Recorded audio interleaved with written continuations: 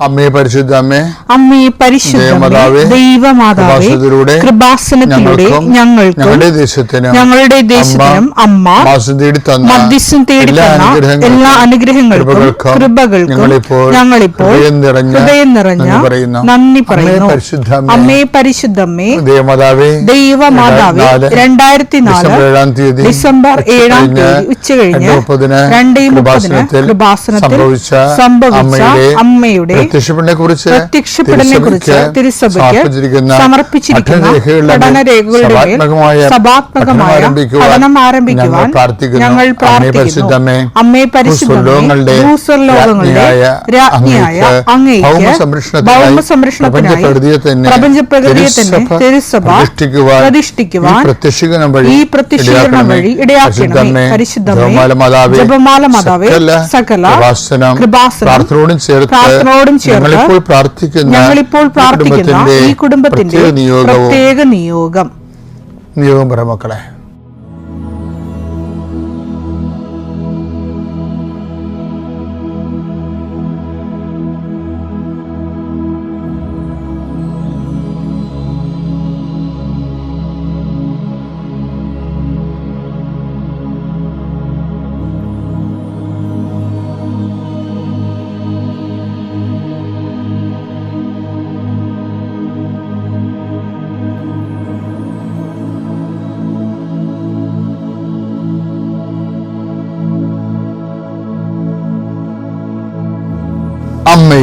അമ്മയുടെ പ്രത്യക്ഷീകരണത്തിന്റെ ഈ അനുഗ്രഹവേളയിൽ ഞങ്ങൾക്ക് സാധിച്ചു തരുവാൻ കനിയണമേ. ആമേൻ. വിശ്വാസ പ്രമാണം. സർവശക്തനായ പിതാവും ആകാശത്തിന്റെയും ഭൂമിയുടെയും സൃഷ്ടാവുമായ ദൈവത്തിൽ ഞാൻ വിശ്വസിക്കുന്നു.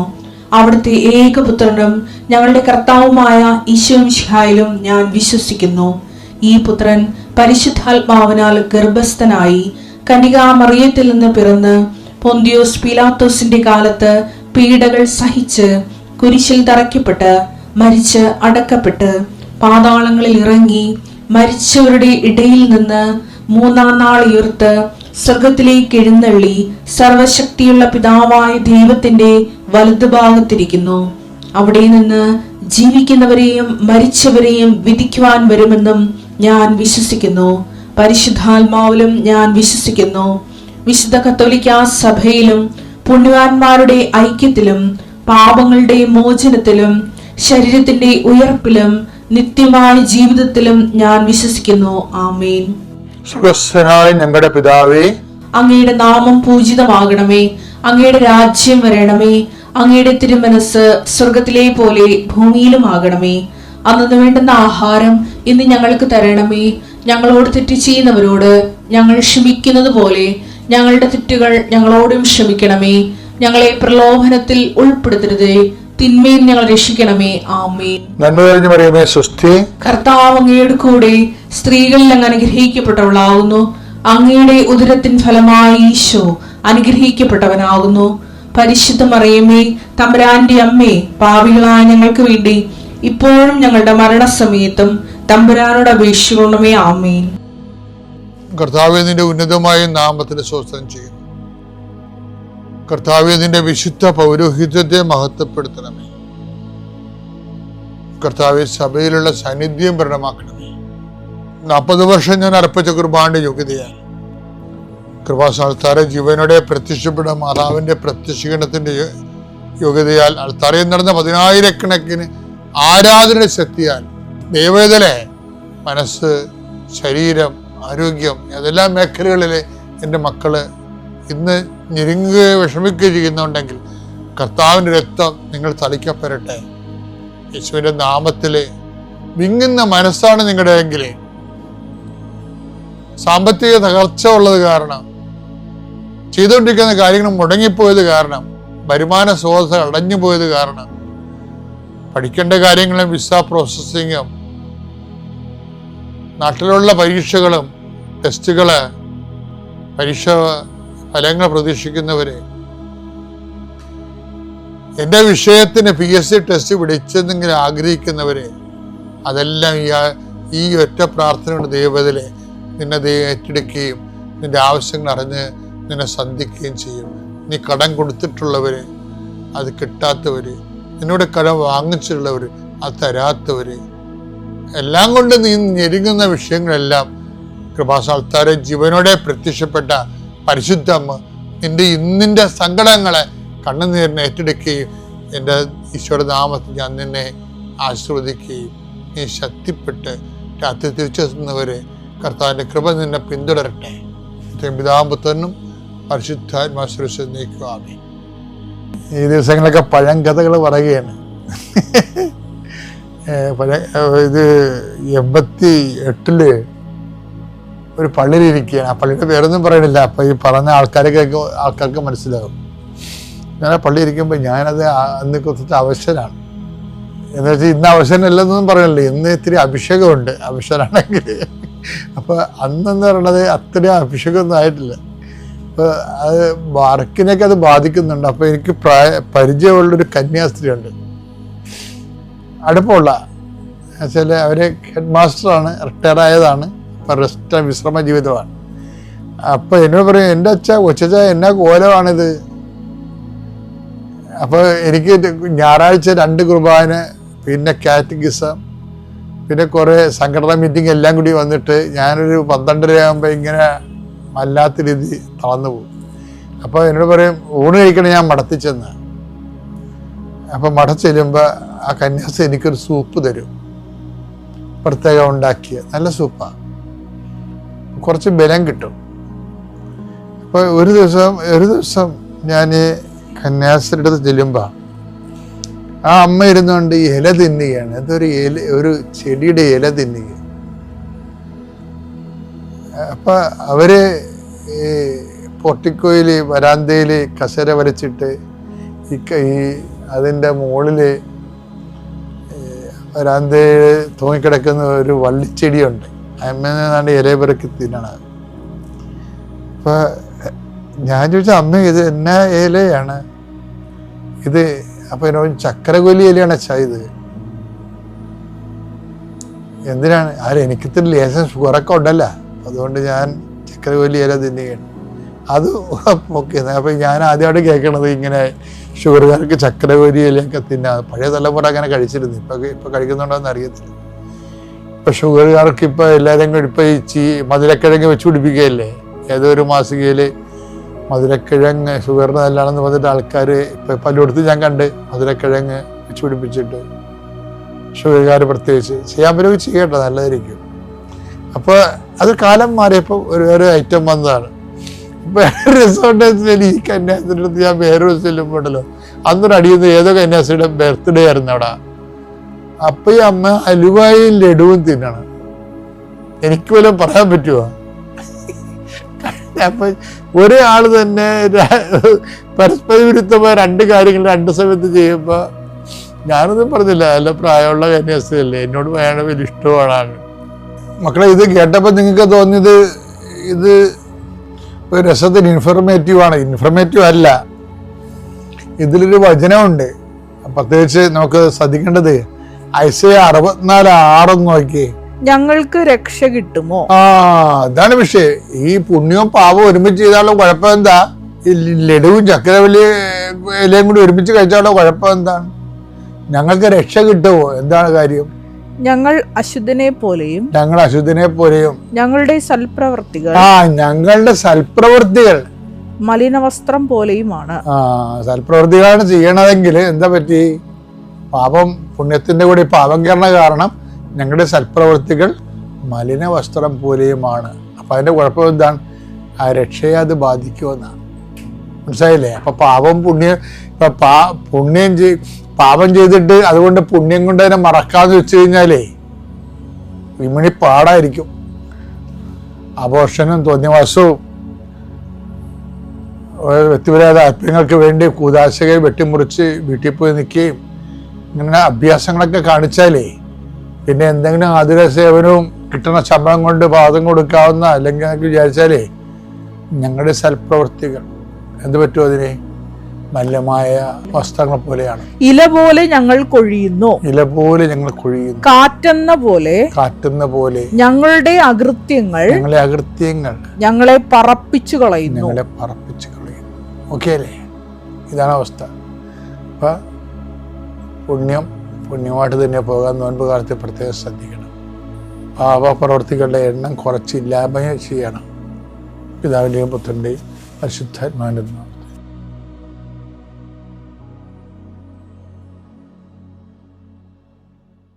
അത്യപൂർവ ദൈവാനുഭവങ്ങൾ ഇനി നിങ്ങൾക്കും സ്വന്തം. ഈ യൂട്യൂബ് ചാനൽ ഇതുവരെ സബ്സ്ക്രൈബ് ചെയ്തിട്ടില്ലെങ്കിൽ ഇപ്പോൾ തന്നെ സബ്സ്ക്രൈബ് ചെയ്യുക. ഈ വീഡിയോ ഇപ്പോൾ തന്നെ നിങ്ങളുടെ സുഹൃത്തുക്കൾക്ക് ഷെയർ ചെയ്തുകൊണ്ട് കർത്താവിന്റെ പ്രേക്ഷിതരാകുക. എന്നിട്ട് പറഞ്ഞാൽ ഉയർന്ന നിലത്ത് നിൽക്കുമ്പോൾ നമ്മൾ പൊതുജനങ്ങളെ കാണാം, എല്ലാവരെയും കാണാം.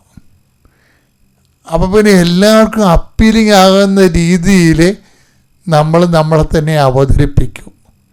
കാപ്പട്ടി വന്ന വഴിക്കാണേ. കഴിഞ്ഞ ദിവസങ്ങളിൽ ഒരു വലിയ ഗാനം നല്ലവണ്ണം പാടുന്നൊരു വ്യക്തിയാണ്. അയാൾക്ക് നല്ല പേരുണ്ട് നാട്ടിൽ. അയാൾ അങ്ങനെ പറഞ്ഞു, ഞാൻ ഒരു ബിഷപ്പിനോട് ഞാൻ 5 രൂപ ചോദിച്ച്, എന്നിട്ട് ബിഷപ്പ് എനിക്ക് തന്നില്ല. അതുകൊണ്ട് ഞാൻ സഭയിൽ അതാണ് പുള്ളി ഉദ്ദേശിക്കുന്നത് അതാണ്. അതായത് ഉയർന്നു വരുമ്പോൾ ഈ മനസാക്ഷിക്കുത്തുണ്ടാവില്ല മനുഷ്യന്. അപ്പോൾ ദൈവത്തെ തള്ളിപ്പറഞ്ഞതിന് മനസാക്ഷിക്കുത്തുണ്ടാവില്ല. അപ്പോൾ മനസാക്ഷിക്കുത്തിന് സ്വയം പൊറുക്കാൻ വേണ്ടി ഒരു മാപ്പുസാക്ഷിനെ സൃഷ്ടിച്ചെടുക്കുകയാണ്. വല്ലൂരും പോയി ബിഷപ്പുമാരോട് 5 രൂപ ചോദിക്കുക. അപ്പം തന്നെ കള്ളനാണെന്ന് മനസ്സിലായില്ലേ? അപ്പം തന്നെ ആ പറയണം കള്ളത്തരമാണ്, ആ പറയുന്നതിൻ്റെ ഉദ്ദേശവും കള്ളത്തരമാണെന്ന് മനസ്സിലാണില്ലേ?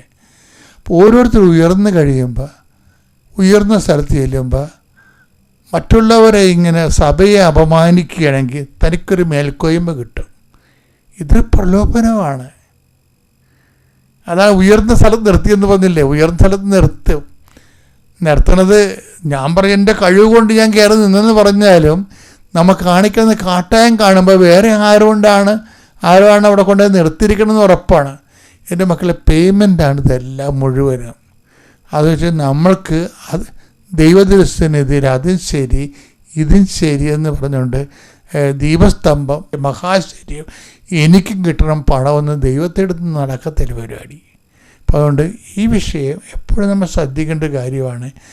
ഈ ആത്മാവ് അവനെ മരുഭൂമിയിലേക്ക് കൊണ്ടുപോകുമ്പോൾ ദൈവം തന്നെ കൊണ്ടുപോകും നമ്മളെ. പിന്നെ എന്തിനാണ് കൊണ്ടുപോകണത്? അത് കൊണ്ടുപോകണത് നമ്മുടെ സ്റ്റാൻഡ് ക്ലിയർ ആക്കണം. മരുഭൂമി കൊണ്ട് ഉദ്ദേശിക്കുന്നത് എന്താണ്? നമ്മൾ ഏത് വശത്താണ് നിൽക്കണമെന്നുള്ളതിന്, അല്ലാതെ 2 വില്ലിക്കും ചവിട്ടിക്കൊണ്ട് നിൽക്കാൻ പറ്റത്തില്ല. ആധ്യാത്മികത എന്ന് പറയുന്നത് ഭയങ്കര നട്ടലോടുകൂടിയും ചങ്കുറപ്പോടുകൂടി എന്താണ് ദൈവദൃസന്നിധിയിൽ സ്ഫുടം ചെയ്തെടുത്തിട്ടുള്ള സംഭവമാണ്. നിലപാടുകളിലെല്ലാം പ്രത്യേകിച്ച് ഈശോയ്ക്കൊരു സ്റ്റാറ്റസ് ഉണ്ട്, നീ ദൈവപുത്രനാണെങ്കിലെന്നില്ലേ? അത് ആദ്യത്തെ തന്നെയല്ലേ? ആദ്യത്തെ ഈ സ്റ്റാറ്റസിനെ തന്നെ ടോർപ്പിഡോ ചെയ്യുന്നുണ്ട്. എന്താണ്? നീ ദൈവപുത്രനാണെങ്കിൽ കല്ലുകളോട് അപ്പമാകാൻ പറയൂ. അപ്പം സ്വന്തം അപ്പം അല്ല എന്ന് പറഞ്ഞു കഴിയുമ്പോൾ ആണെന്ന് ആക്കി തീർക്കാൻ വേണ്ടി ഈശോ അത്ഭുതം കാണിക്കാൻ വേണ്ടിയുള്ള പ്രലോഭനമാണ് കൊടുക്കുന്നത്. അപ്പം നമ്മളെ ചില സമയത്ത് ഇതുപോലെ മറ്റുള്ളവർ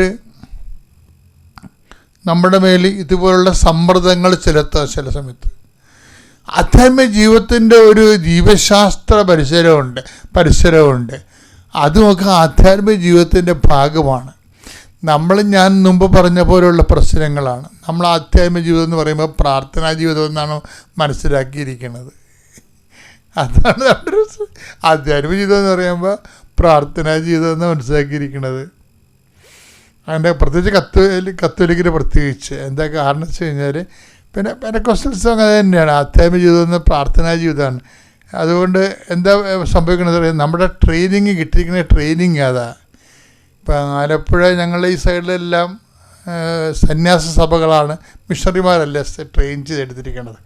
അപ്പോൾ ഈശോ സഭക്കാരുടെ ട്രെയിനിങ് ഭയങ്കര രസമായിരുന്നു. ആ ട്രെയിനിങ് പിന്നെ കിട്ടിയില്ല. ഡച്ചുകാർ വന്നപ്പോൾ ആ ട്രെയിനിങ് പോയി. അത് വേറൊരു ട്രെയിനിങ് ആയിരുന്നു. പിന്നീട് വന്നവർക്ക് കൂടുതൽ ഭക്തിക്കായും ആയിരിക്കും പ്രാധാന്യം വന്നത്. അതുപോലെ ഇപ്പോൾ ഈ മേഖലയിലുള്ളവരെല്ലാം വളരെ ഭക്തിക്കാരാണ്. പക്ഷെ ജീവിതത്തിലെ നിലപാടുകൾ വരുമ്പോൾ ഭക്തി വേറെ, നിലപാട് വേറെയായിട്ട് മാറും. അങ്ങനെ ഒരു പ്രശ്നങ്ങൾ നമ്മൾ പലപ്പോഴും ക്രിസ്ത്യൻസിൻ്റെ ഇടയിൽ അഭിമുഖീകരിച്ച് വരുന്നുണ്ട്. അപ്പോൾ എപ്പോഴും നമ്മൾ ശ്രദ്ധിക്കേണ്ട ഒരു വിഷയം, ഇപ്പോൾ യാക്കോബിൻ്റെ കാര്യം പറഞ്ഞ പോലെ നമ്മൾ എന്ത് തേനും കട്ടയാണെന്ന് പറഞ്ഞാലും അസസ്മെൻ്റ് വരുമ്പോൾ യാക്കോബാണെന്ന് കർത്താവ് നോക്കത്തില്ല. നീതി ദേവതയുടെ കണ്ണ് കെട്ടിയിരിക്കുന്ന പോലുള്ള പരിപാടിയാണ്. കാപട്യമുള്ളവനെ കാപട്യമുള്ളവൻ തന്നെ പറയും. ബ്രാൻഡഡാണ് ആ സാധനം. അപ്പോൾ ദൈവതിരുസന്നിധിയിൽ ബ്രാൻഡഡ് ആകാതിരിക്കാൻ വേണ്ടി പ്രത്യേകം ശ്രദ്ധിക്കണം. പിന്നെ എപ്പോഴും സ്റ്റാറ്റസ് ലോയിങ് ഒരു എപ്പോഴും നമ്മൾ സ്റ്റാറ്റസ് ലോ ചെയ്ത് വരണം. എൻ്റെ പ്രിയപ്പെട്ടവരെ, ഈ മത്തായിയുടെ സുവിശേഷം 4:3, 4:9 ഇല്ലേ, അവിടെ എല്ലാം ഈ സ്റ്റാറ്റസിൻ്റെ പ്രോബ്ലംസ് ഉണ്ട്.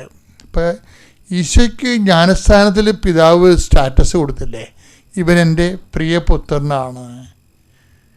അപ്പോൾ ഈ സ്റ്റാറ്റസ് ഡാമേജ് ആക്കാൻ വേണ്ടിയുള്ള പരിപാടികളാണ് പിന്നീട് നടക്കണതല്ല. ഈശോയെ മരുഭൂമിയിലേക്ക് കൂട്ടിക്കൊണ്ട് പോന്നിട്ട് ശരിക്കും പറഞ്ഞാൽ ടോർപ്പിഡ ചെയ്യുന്നത് മുഴുവനും, ലക്ഷ്യം വെക്കുന്നതും ഫോക്കസ് ചെയ്യുന്നതും മുഴുവനും ഈശോയുടെ സ്റ്റാറ്റസിനെയാണ് ചെയ്യണം. ഈ സ്റ്റാറ്റസിന് ഡാമേജ് ആക്കാൻ വേണ്ടിയാണ് പലപ്പോഴും പ്രലോഭനങ്ങളെല്ലാം കൊണ്ട് ഉദ്ദേശിക്കുന്നത്. എപ്പോഴും നമ്മളുടെ ദൈവികമായ സ്റ്റാറ്റസ് നിലനിർത്തിക്കൊണ്ട് തന്നെ നമ്മളിലുള്ള ലോകത്തിൻ്റെ സ്റ്റാറ്റസ്, ലോകം നൽകുന്ന സ്റ്റാറ്റസ് ക്രമേണ സബ്സൈഡ് ചെയ്യുന്നിടത്ത് വെച്ചാണ് ഒരു പ്രായോഗികമായ ഒരു സുവിശേഷ വിഹിതമായ ആധ്യാത്മികത രൂപപ്പെട്ടു വരുന്നത്. അതാണ് ഈ സ്റ്റാറ്റസ് ലോയിങ്ങിൻ്റെ ഉദ്ദേശം തന്നെ. ഈ മരുഭൂമിയിലേക്ക് കൂട്ടിക്കൊണ്ട് പോകുന്നില്ലേ, ജോർദാൻ്റെ തീരത്ത് നിന്നാണ് മരുഭൂമിയിലേക്ക് കൊണ്ടുപോകുന്നത്. നേരെ ഒരു പകലിൽ നിന്ന് വെളിച്ചത്ത് നിന്ന് ഇരുട്ടിലേക്ക് കൊണ്ടുപോകുന്ന പോലെയുള്ള ഒരു ഷിഫ്റ്റിങ്ങാണ് നടക്കുന്നത്. നമ്മുടെ ജീവിതത്തിൽ ഇതുപോലുള്ള ഷിഫ്റ്റിങ് ഉണ്ടാവും. 1 Corinthians 9:27 മറ്റുള്ളവരോട് സുവിശേഷം പ്രസംഗിച്ച ഞാൻ തന്നെ തിരസ്കൃതനാകാതിരിക്കേണ്ടതിന് എന്റെ ശരീരത്തെ ഞാൻ കർശനമായി നിയന്ത്രിച്ച് കീഴടക്കുന്നു. ഇതിനുള്ള വീഴുപോകാനുള്ള സാധ്യതയുള്ളത് കൊണ്ടാണ് പൗലോസ് അപ്പോസ്തലൻ പോലും ഈ തിരിച്ചടിയെ ഭയക്കുന്നുണ്ട്. ശരിക്കും ഞാനും ഭയക്കുന്നുണ്ട് എല്ലാവരും തന്നെ. എൻ്റെ ഒരു സുഹൃത്ത് വണക്കമാസം കഴിഞ്ഞ് അവിടെ നിൽക്കുമ്പോൾ എന്നോട് പറഞ്ഞു, ചേച്ചി കൃപാസന അമ്മയുടെ അടുത്തേയല്ല, ചേച്ചി അവിടെ ചെന്ന് ഒരു ഉടമ്പടി എടുത്താൽ ചേച്ചിക്ക് ഉറപ്പായിട്ടും ഒരു ജോലി കിട്ടും. അപ്പോൾ എനിക്കും എന്തോ ഒരു ധൈര്യം തോന്നി. ഞാൻ അന്ന് തന്നെ വൈകുന്നേരം ഹസ്ബൻഡിനോട് ഷെയർ ചെയ്തു, നമുക്ക് എത്രയും പെട്ടെന്ന് കൃപാസനത്തിൽ ചെന്ന് ഒരു ഉടമ്പടി എടുക്കാം. അങ്ങനെ ഞാൻ ഇവിടെ വന്ന് ഉടമ്പടി എടുത്തു, ആരാധനയെല്ലാം കൂടി. അന്ന് ജോസഫ് അച്ഛൻ എന്നോട് പറഞ്ഞു, എന്നോടായിട്ടല്ല എല്ലാവരോടായിട്ട് അന്ന് അച്ഛൻ പറഞ്ഞ ഒരു വാക്ക് ഇന്നും എൻ്റെ ഹൃദയത്തിൽ ഭയങ്കരമായിട്ട് അട്രാക്റ്റ് ചെയ്തൊരു വാക്കാണ്. അച്ഛൻ പറഞ്ഞു, നിങ്ങൾ ചിലപ്പോൾ ആരുടെയെങ്കിലും ഏതെങ്കിലും ഒരു പ്രേരണ കൊണ്ടായിരിക്കാം നിങ്ങളിവിടെ എത്തിയത്, പക്ഷേ നിങ്ങൾ ഈ മണ്ണിൽ കാലുകുത്തിയോ ദൈവം നിങ്ങളുടെ കാര്യത്തിൽ ഒരു തീരുമാനം എടുത്തു എന്ന്.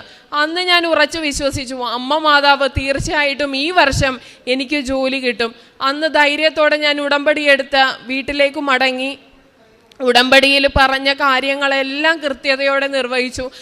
കിട്ടുന്ന സമയത്തൊക്കെ അമ്മ മാതാവിൻ്റെ തൈലവും അതേപോലെ തന്നെ കാശിരൂപവും അമ്മ മാതാവിൻ്റെ രൂപവും എടുത്ത് പേഴ്സണലായിട്ട് കരഞ്ഞ് ഞാൻ പ്രാർത്ഥിച്ചു.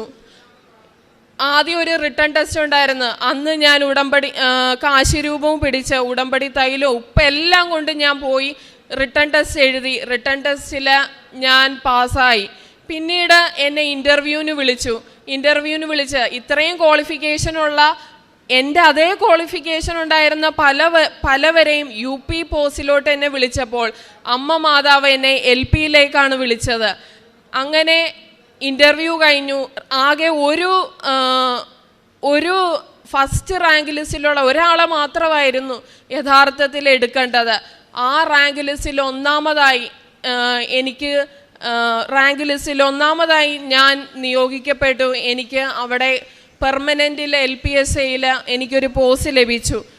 അങ്ങനെ അമ്മ മാതാവ് നൽകിയ അനുഗ്രഹം എനിക്കൊരിക്കലും മറക്കാൻ പറ്റില്ല. സന്തോഷത്തോടെ ഞാൻ LPSAയിൽ ജോലി ചെയ്തു. അമ്മ മാതാവ് പക്ഷേ ഞാൻ ഇന്നും വിശ്വസിക്കുന്നു എന്നെ കടത്തിവിടാനുള്ളൊരു വഴി മാത്രമായിരുന്നു LPSAയിൽ എന്നെ നിയോഗിച്ചത്. 3 ദിവസത്തിനകം മാനേജർ അച്ഛൻ എന്നെ വീട്ടിലേക്ക് വിളിച്ചിട്ട് പറഞ്ഞു, മോളെ നിനക്ക് ക്വാളിഫിക്കേഷൻ ഇല്ലേ, അതുകൊണ്ട് ഇന്ന് നീ സ്കൂളിൽ ചെന്നിട്ട് UPSAയിലേക്ക് നീ ജോയിൻ ചെയ്തോ.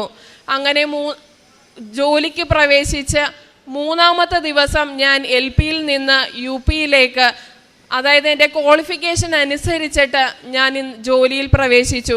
ഈ അനുഗ്രഹങ്ങളെല്ലാം നൽകിയത് ഞാൻ ഇന്നും വിശ്വസിക്കുന്നു. ഞാൻ ഇവിടെ വന്ന് ഉടമ്പടി എടുത്ത് പ്രാർത്ഥിച്ച് അമ്മ മാതാവ് എനിക്ക് സാധിച്ചു തരുമെന്ന് ഉറപ്പായി വിശ്വസിച്ചത് ഫലമാണ്. അല്ലാതെ എൻ്റെ പ്രയത്നമോ എൻ്റെ ഒന്നുമല്ല. അതായത് അമ്മ മാതാവിനോട് എൻ്റെ സങ്കടങ്ങൾ പറഞ്ഞപ്പോൾ അമ്മ മാതാവ് എനിക്ക് നേടിത്തന്ന ഫലമാണെന്ന് ഞാൻ ഉറച്ചു വിശ്വസിക്കുന്നു. അങ്ങനെ എൻ്റെ ജീവിതത്തിൽ എനിക്ക് നേട്ടങ്ങൾ തന്ന അമ്മ മാതാവിന് ഞാൻ 1000 നന്ദി അർപ്പിക്കുന്നു. എൻ്റെ പേര് സിസിലി, കുറുമ്പനാടത്തുനിന്ന് വരുന്നു.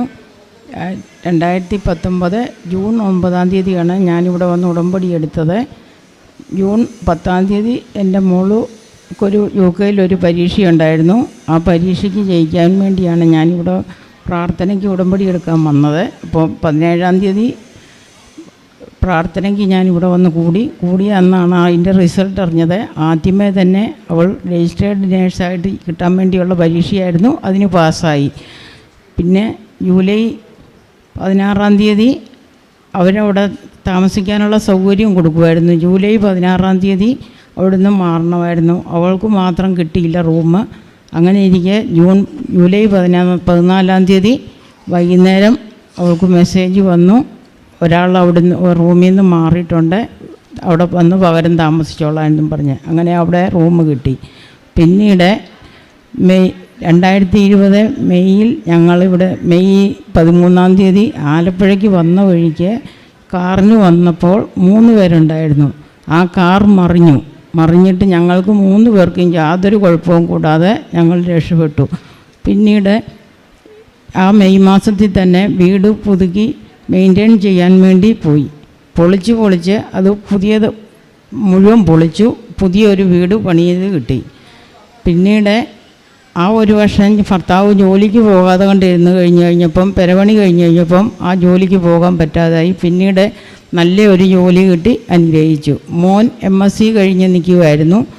ഞാൻ ഡേറ്റ് ഇട്ട് പ്രാർത്ഥിച്ചു. ആ കറക്റ്റ് ഡേറ്റിന് തന്നെ മോന് നല്ലൊരു കമ്പനിയിൽ ജോലി കിട്ടി, പഠിച്ചതിൻ്റെ തന്നെ. പിന്നീട് അനിയത്തി UKയിലാണ്. അനിയത്തിയുടെ ഭർത്താവിന് ജോലി സംബന്ധമായിട്ട് ശകലം പ്രശ്നം വന്നു. 15 ദിവസം കഴിഞ്ഞപ്പോൾ മാതാവിനോട് പ്രാർത്ഥിച്ചതിൻ്റെ ഫലമായിട്ട് 15-ാം പൊക്കം അവിടെ തന്നെ ജോലിയിൽ തിരിച്ചു വിളിച്ചു. പിന്നീട് അനിയത്തിയുടെ 2 മക്കൾ അവിടെ വേറെ ഗ്രാമർ സ്കൂളിൽ കിട്ടാൻ വേണ്ടിയിട്ട് ഇൻ്റർവ്യൂ ഉണ്ടായിരുന്നു. അതിന് പ്രാർത്ഥിച്ചു. ഇവിടെ ഞാൻ ഇതിൽ എഴുതിയിട്ടിരുന്നു, 6 നിയോഗത്തിൽ 1 എഴുതിയിട്ടിരുന്നു. ആ 2 പിള്ളേർക്കും ഗ്രാമർ സ്കൂളിൽ പഠിക്കാൻ കിട്ടി. ഒരേ സ്കൂളിൽ ഒരേ ക്ലാസ്സിൽ പഠിക്കാൻ കിട്ടി. പിന്നീട് എനിക്ക് ഈ ഒക്ടോബർ മാസത്തിൽ ഒരു സുഖമില്ലാതെ കൊണ്ട് ഞാൻ ഹോസ്പിറ്റലിൽ പോയ വഴി തൊട്ട് ഛർദിയായിരുന്നു. ഛർദിച്ച് ഒരു ഗ്ലാസ് വെള്ളം കുടിച്ചു കഴിഞ്ഞാൽ ഒരു ബക്കറ്റ് വെള്ളം ഛർദിക്കും. അങ്ങനെ ഛർദിച്ച് രാത്രി 9 മണി വരെയും ഛർദിയായിരുന്നു. ഛർദി നിന്നില്ല. ഞാൻ മാതാവിൻ്റെ തേൻ കുടിച്ചിട്ട് കിടന്നു. അത് കഴിഞ്ഞ് പാതിര ആയപ്പോൾ ഒരു 3 മണി ആയപ്പോഴത്തേന് എന്നെ അങ്ങ് എടുത്തിട്ട് കുടഞ്ഞ് 5-6 പ്രാവശ്യം ഛർദിച്ചു. ഞാൻ ബക്കറ്റ് എടുത്ത് വെച്ചിട്ടുണ്ടായിരുന്നു. ബക്കറ്റിനകത്ത് ഒരു തുള്ളി പോലും ഛർദിച്ചില്ല. മാതാവെ, ഞാൻ സാക്ഷ്യം പറഞ്ഞോളാവേ എന്ന് പ്രാർത്ഥിക്കാൻ ഇതുവരെ പിന്നെ ഞാൻ ഛർദിച്ചിട്ടില്ല. ഇങ്ങനെ എല്ലാ അനുഗ്രഹങ്ങളും തന്ന എൻ്റെ അമ്മ മാതാവിനും ഈശോയ്ക്കും ഞാൻ കോടാനുകോടി